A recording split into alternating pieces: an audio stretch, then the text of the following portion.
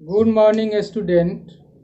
आज हम लोग एक्सरसाइज 2.5 का क्वेश्चन नंबर 14 देखेंगे और इसको सीखेंगे।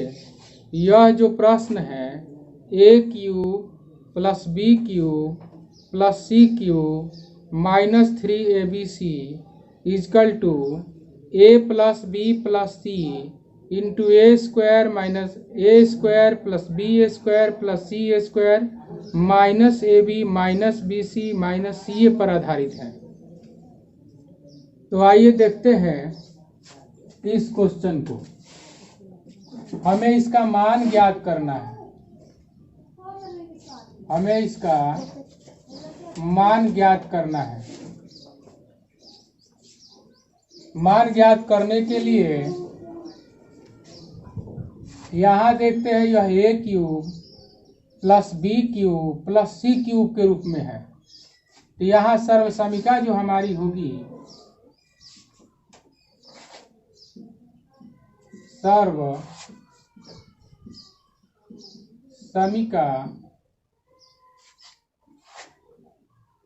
सर्वसमिका का प्रयोग करने पर कौन सी सर्वसमिका होगी? तो वही A cube plus B cube plus C cube बराबर 3abc। A cube plus B cube plus C cube बराबर 3abc, यह फॉर्मूला यहाँ पर लगेगा और यह इसकी एक स्थिति है। तब लगता है ये कौन सी स्थिति कि यदि a प्लस बी प्लस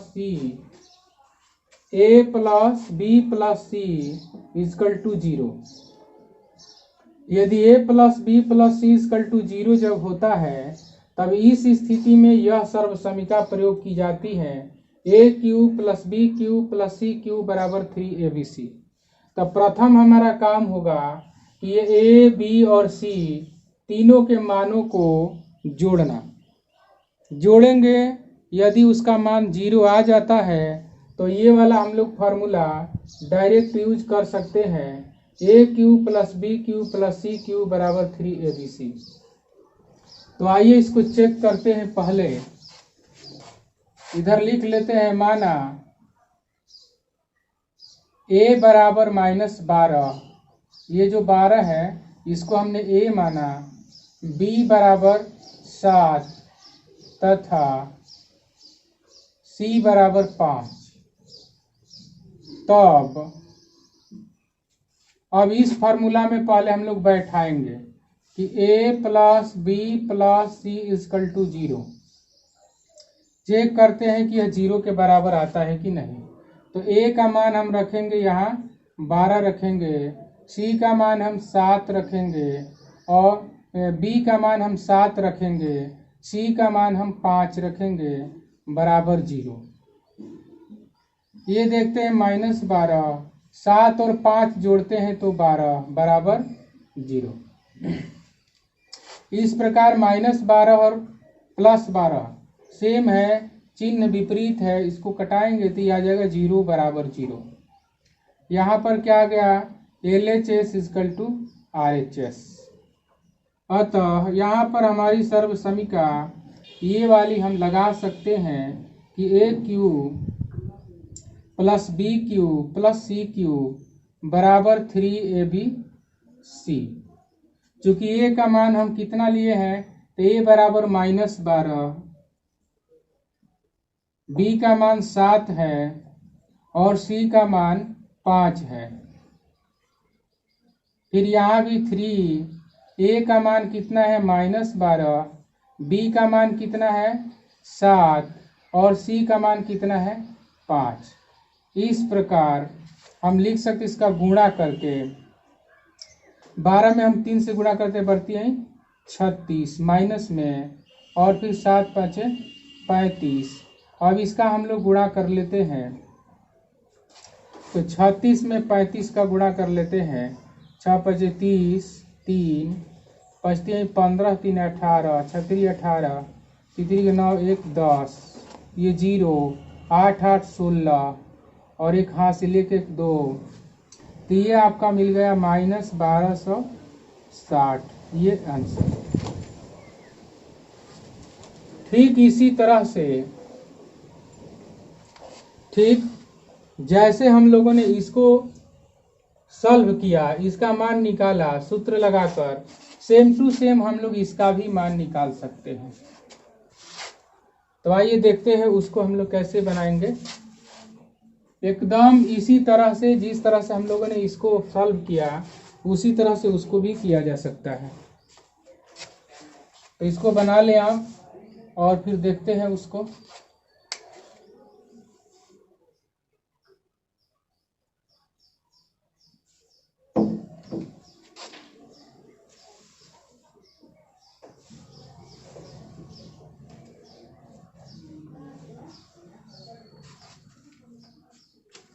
दूसरा देखते हैं, यहाँ भी उसी तरह से सेम टू सेम हम पहले लिख देते हैं कि सर्व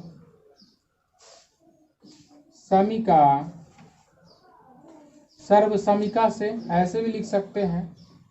तो सर्व समीका हमारा वही होगा, हम उसको ऐसे लिख सकते हैं, ऐसे भी लिख सकते हैं कि यदि a + b + c = 0 तो a³ + b³ + c³ = 3abc। अब यहाँ पर हम देखते हैं, इसको हम लोग a ले लेते हैं, इसको b ले लेते हैं और इसको c ले लेते हैं। तो ऐसे हम यहाँ मान सकते हैं कि माना a = 28, b = -15 तथा c = -13। ठीक, a, b और c का मान ऐसे ही इसमें हम लोग रख देते हैं। पहले इसको हम चेक कर लेते हैं, यदि यह तीनों का योगफल 0 आ जाता है तब हम ये वाला फार्मूला यूज करेंगे। तो आइए देखते हैं, यहाँ पर लिखते हैं a + b + c = 0। a का मान चूंकि यहाँ 28 हमने लिया है, b का मान -15 है और c का मान -13 है, बराबर 0। ये 28 का 28, ये -15 और -13, यदि -15 को -13 में जोड़ा जाए, क्योंकि ये जोड़ते ही हैं, जब चिन्ह समान होता है तो उसको जोड़ा जाता है और चिन्ह उसी का लिखा जाता है। यदि दोनों में माइनस है तो जोड़ की क्रिया होगी और चिन्ह माइनस का लिखा जाएगा। तो यहाँ पर 5 और 3 8, 1 और 1 हो जाएगा 2, इसमें भी माइनस है इसमें भी माइनस है, तो ये माइनस होगा, बराबर 0। तो इसको कटाएंगे तो 0 = 0। इस प्रकार हम देखते हैं कि LHS = RHS। तो तब हम लोग इस सूत्र का प्रयोग कर सकते हैं, इसलिए ऐसे लिख सकते हैं कि a³ + b³ + c³ = 3abc। तो a का मान है 28³, इसका मान है -15 का क्यूब, प्लस c का मान है -13 का क्यूब, 3 का 3, a का मान 28, चूंकि a का मान हमने 28 लिया है, b का इतना लिया है, c का -13 लिया है, तो हम यहाँ पर 28 × b का मान -15 और c का मान -13 कर सकते हैं। अब इनका हम लोग बारी बारी से गुणा कर लेते हैं। यदि हम 28 में 3 का गुणा करें तो 28 ये 84 होता है, गुणे ये माइनस और माइनस मिलके प्लस हो जाएगा, और 15 का 13 से गुणा करेंगे तो 13 × 5 = 65 हासिल 6, फिर 13 × 1 = 13, 13 और 6 = 19। फाइनली अब इसका गुणा कर लेते हैं, 195 में 84 का गुणा कर लेते हैं। 5 का 20, 2, 9 का 36, 2 38, 3, 4 एकम 4 और 3 7, 8 5 40 हासिल 4, 8 9 72, 4 76 हासिल 7, और फिर 8 एकम 8 7 15। जोड़ देते हैं 6 7 13 6 1, तो ये आ जाएगा आपका 16,300 80, ये हमारा मान है। 28 cube plus minus 15 cube plus minus 13 cube का ये हल है, उसका मान इतना होगा 16,380 होगा। तो आप इसको बना लें। उसके बाद हम लोग 15 नंबर क्वेश्चन को देखते हैं।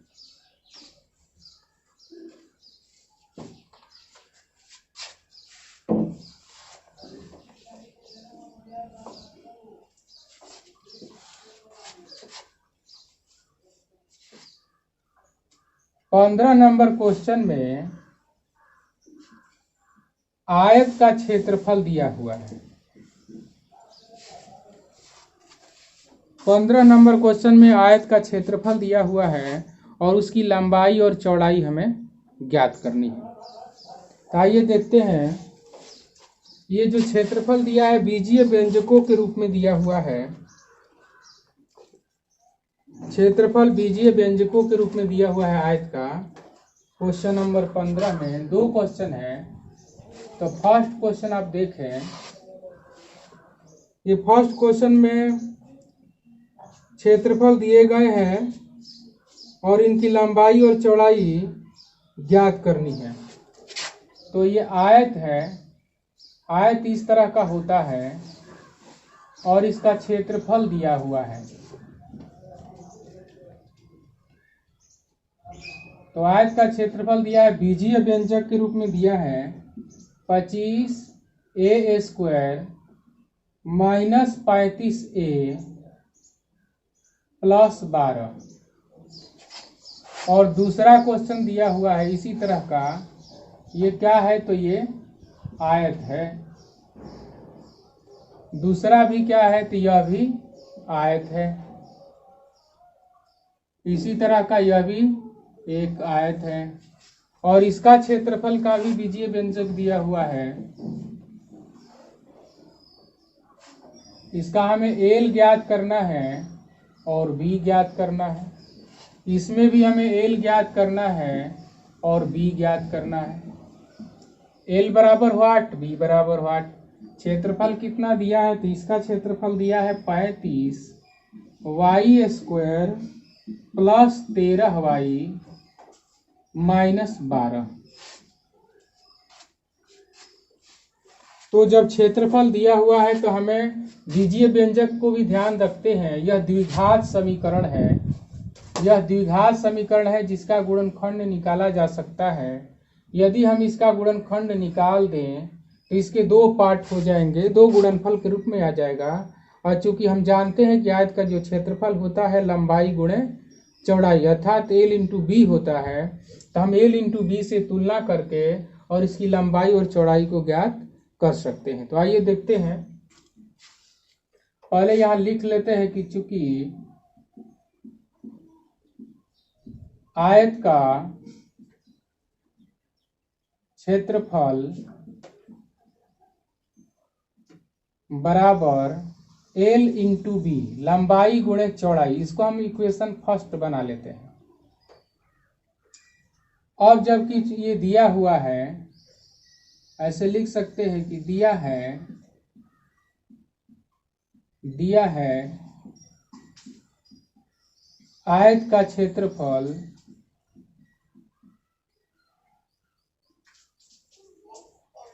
बराबर इतना दिया हुआ है, व्यंजक बीजीय व्यंजक है 25a² माइनस 35a प्लस 12।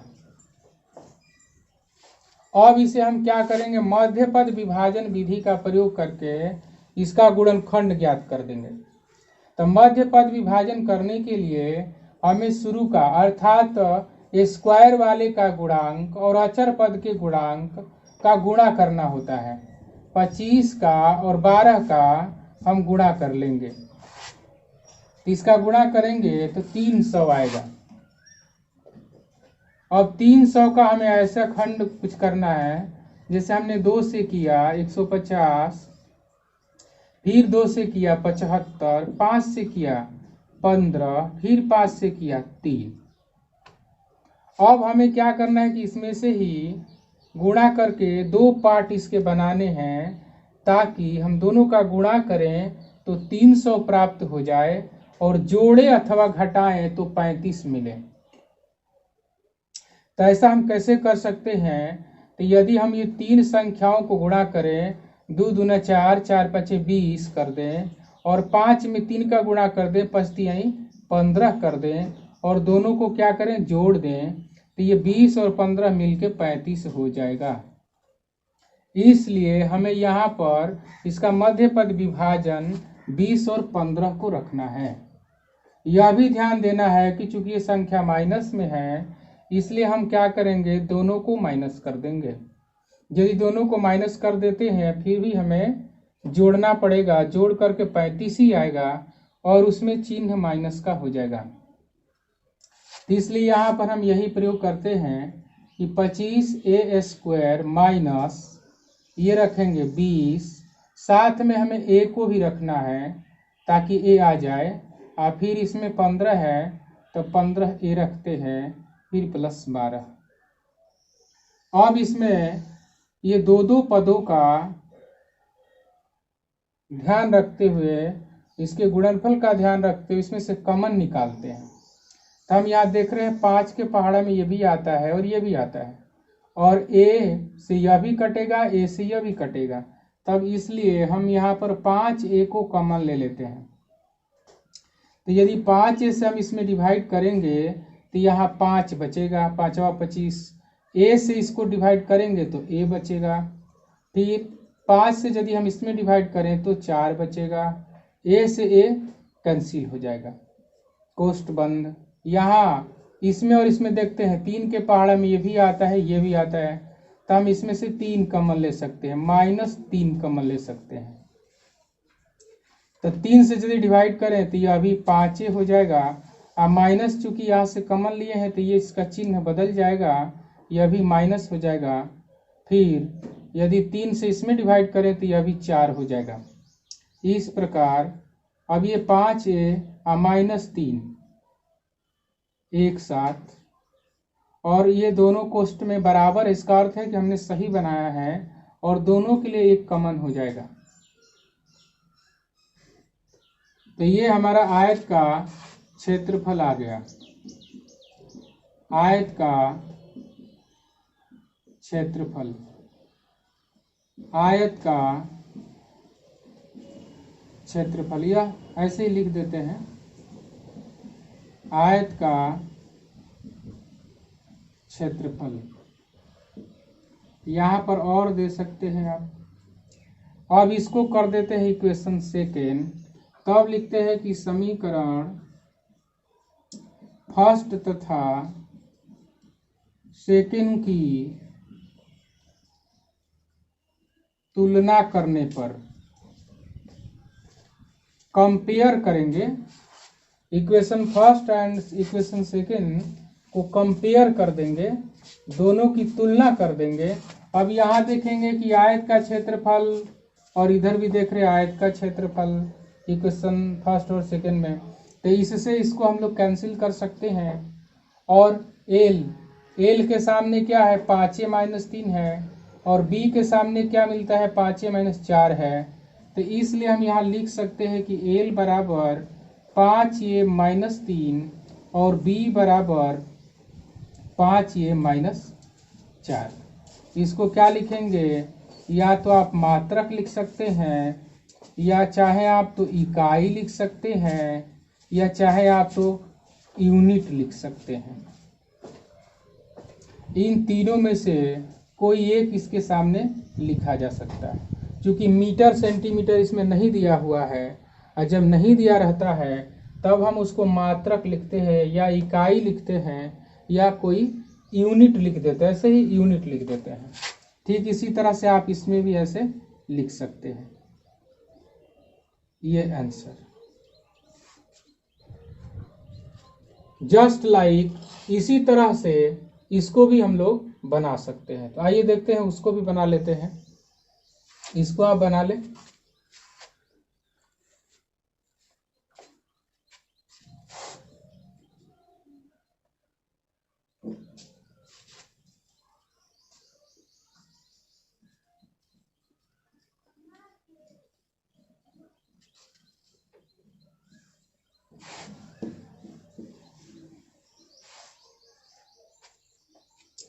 इस क्वेश्चन के लिए भी उसी तरह से हम लोग पहले सूत्र का प्रयोग करते हैं। सूत्र से आयत का क्षेत्रफल बराबर L into B, equation first कर देते हैं। दिया है, क्या दिया है, तो ये दिया क्षेत्रफल बीजीय व्यंजक के रूप में इसका क्षेत्रफल दिया है। तो यहाँ लिख सकते हैं कि आयत का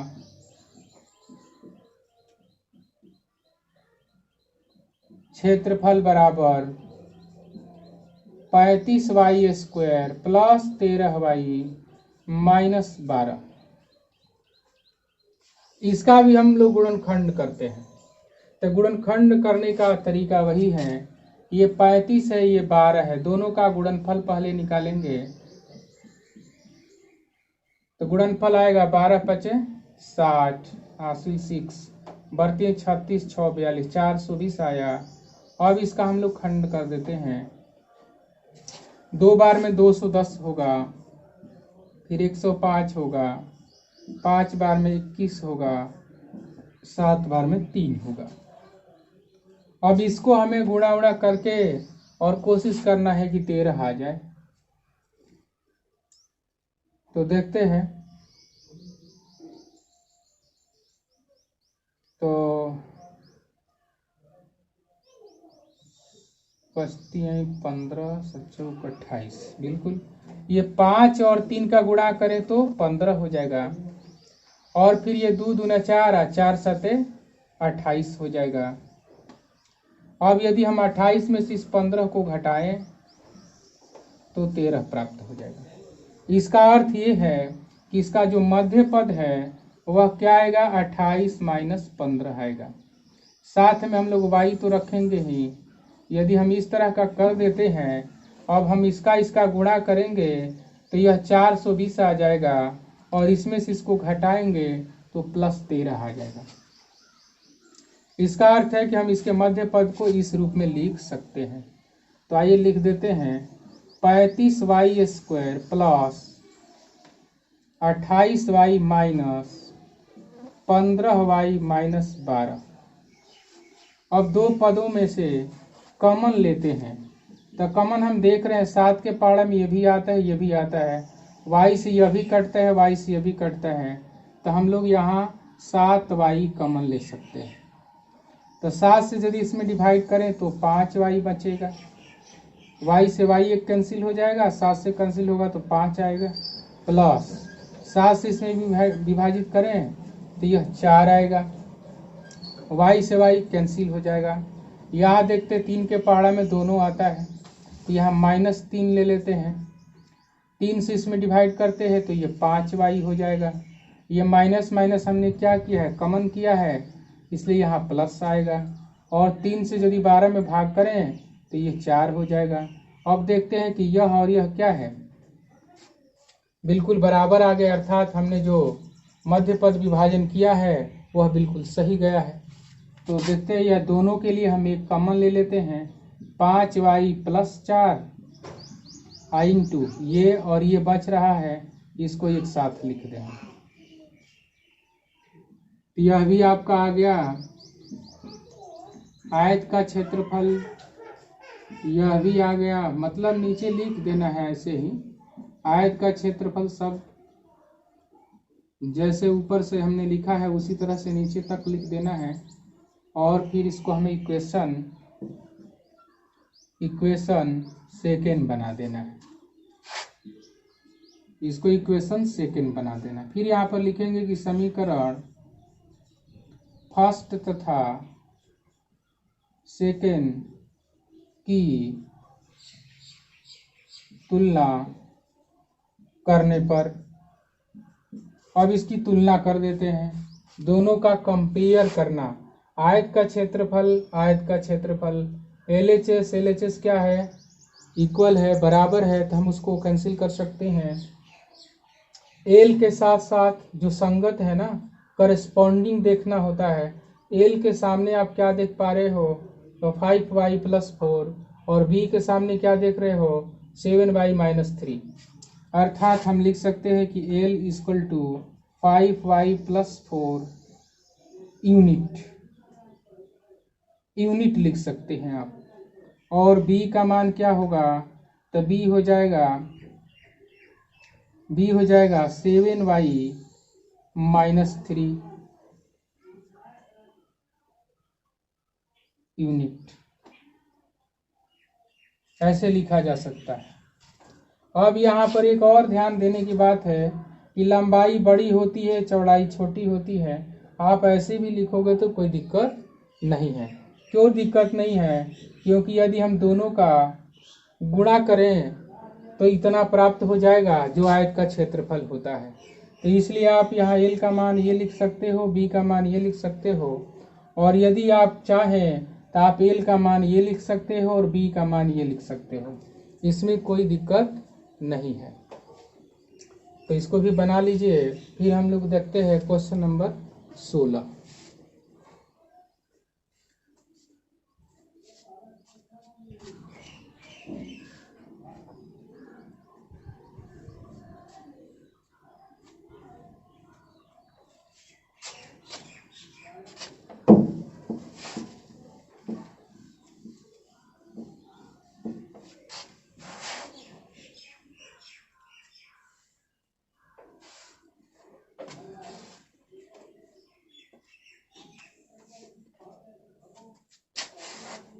सोलह नंबर क्वेश्चन देखते हैं। उसमें क्षेत्रफल निकालना था और इसमें हम लोगों को आयतन दिया हुआ है, इसका LBH निकालना है। जो पिछला क्वेश्चन था उसमें क्षेत्रफल दिया हुआ था, लंबाई और चौड़ाई निकालनी थी। और इस क्वेश्चन में हम लोगों को क्या करना है, घनाभ दिया हुआ है, घनाभ का आयतन दिया है और उसके हमें लंबाई, चौड़ाई और ऊंचाई ज्ञात करनी है। तो आइए देखते हैं। हम 16 का फर्स्ट क्वेश्चन देखते हैं। इसमें हमें लंबाई, चौड़ाई और ऊंचाई ज्ञात करनी है। तो पहले यहाँ लिख लेते हैं, दिया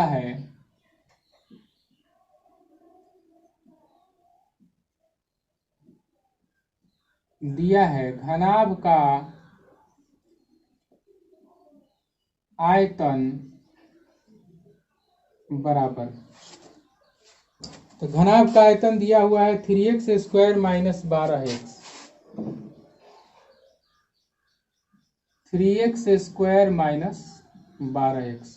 वैसे घनाभ ऐसे होता है, आप थोड़ा देख लें। घनाभ की जो आकृति होती है इस तरह की होती है, आयताकार फलक वाले होते हैं ये। इसकी लंबाई, चौड़ाई, ऊंचाई बराबर नहीं होती है, ये अलग अलग हो सकती हैं। इसको L कहते हैं, इसको B कहते हैं, इसको H कहते हैं। ये घनाभ है।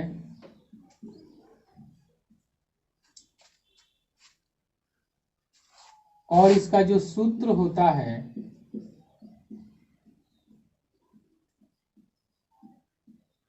घनाभ का आयतन का सूत्र होता है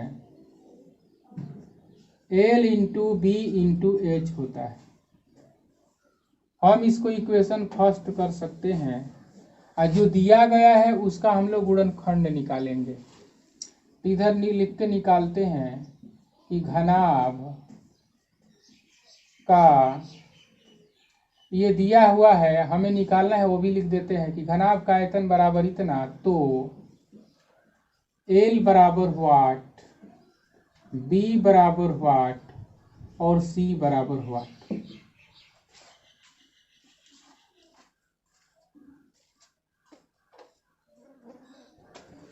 तो घनाभ का आयतन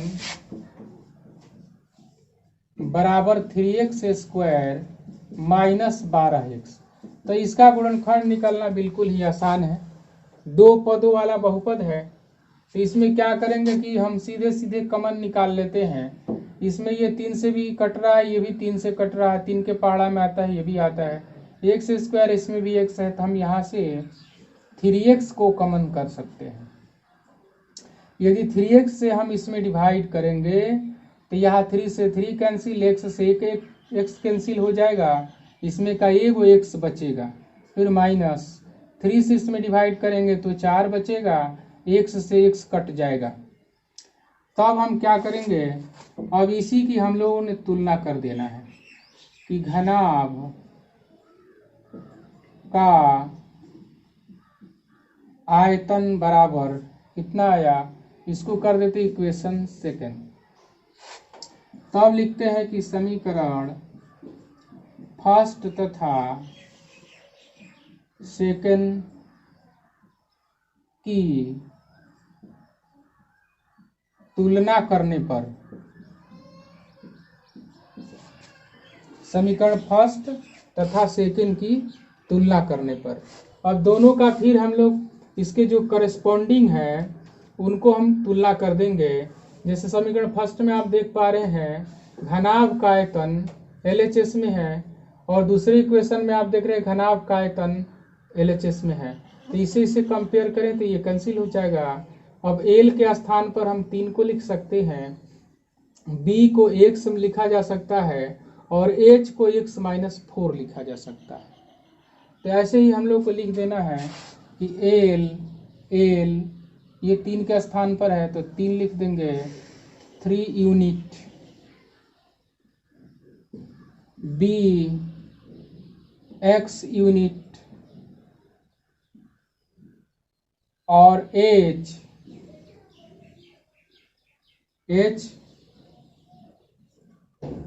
x-4 यूनिट।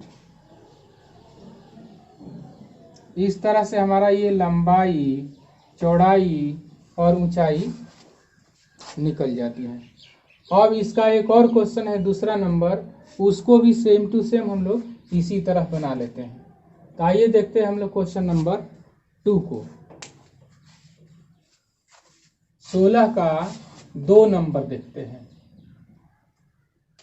16 का 2 नंबर देख लेते हैं। तो उसमें भी हम लोगों को तो यही सब लिखना है, केवल ये व्यंजक उसका जो आयतन दिया हुआ है अलग से है।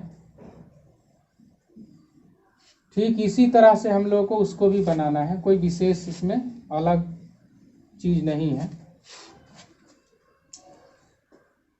इसका क्वेश्चन है कि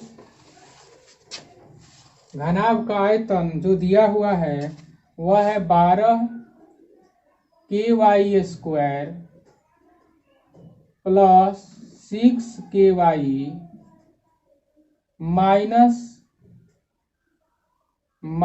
20 के।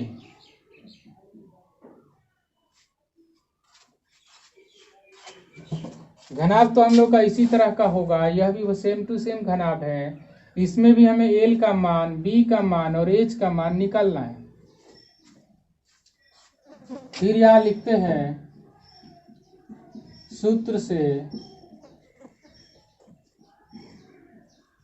घनाभ का आयतन बराबर L into B into H। इसको इक्वेशन फर्स्ट बना देते हैं।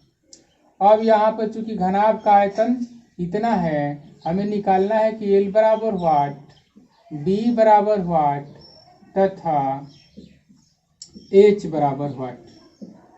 लेंथ, ब्रेथ, हाइट, मतलब लंबाई निकालनी है, चौड़ाई निकालनी है और ऊंचाई निकालनी है। जो दिया हुआ है उसको यहाँ ले लेते हैं और उसका गुणनखंड करते हैं। घनाभ का आयतन बराबर 12 के वाई स्क्वायर प्लस 6 के वाई माइनस 20 के।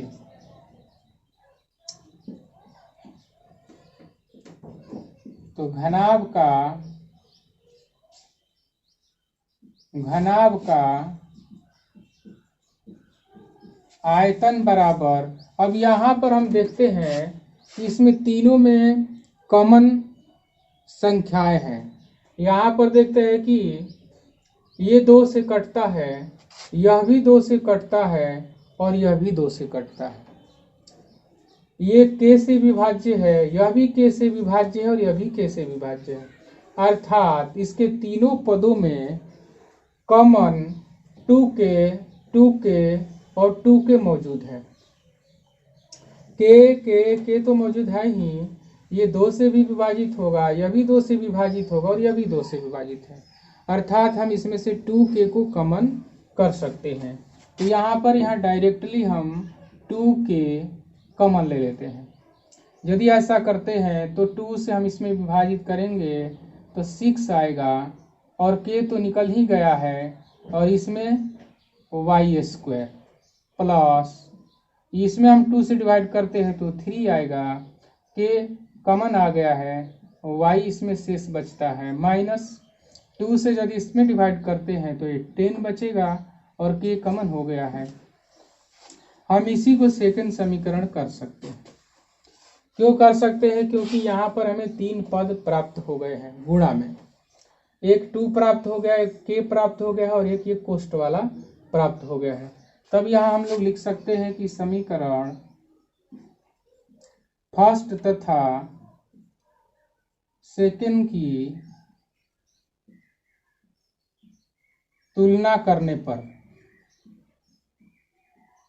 अब समीकरण फर्स्ट और सेकंड का तुलना कर देते हैं तो घनाभ का आयतन LHS में है तो कैंसिल हुआ और L का जो संगत है 2 है, B का संगत k है और H का संगत 6y² प्लस 3y माइनस 10 है। तो हम यहाँ पर लिख सकते हैं कि L इक्वल टू 2 मात्रक, B इक्वल टू k मात्रक, H तथा H equal to 6y² plus 3y minus 10 मात्रक। इस प्रकार हमारा ये LBH का मान है, अर्थात इसकी लंबाई, चौड़ाई और ऊंचाई है। तो इस ढंग से यदि बीजीय व्यंजकों के रूप में किसी आयत का क्षेत्रफल, किसी वर्ग का क्षेत्रफल या घन का क्षेत्रफल, घनाभ का क्षेत्रफल दिया हुआ हो तो इसकी विमाओं को ज्ञात किया जा सकता है, अर्थात लंबाई, चौड़ाई, ऊंचाई को ज्ञात कर सकते हैं हम गुणनखंड ज्ञात करके। तो इसको आप बना लीजिए, फिर अगले दिन हम लोग अगले चैप्टर पर फिर चलेंगे। Thank you.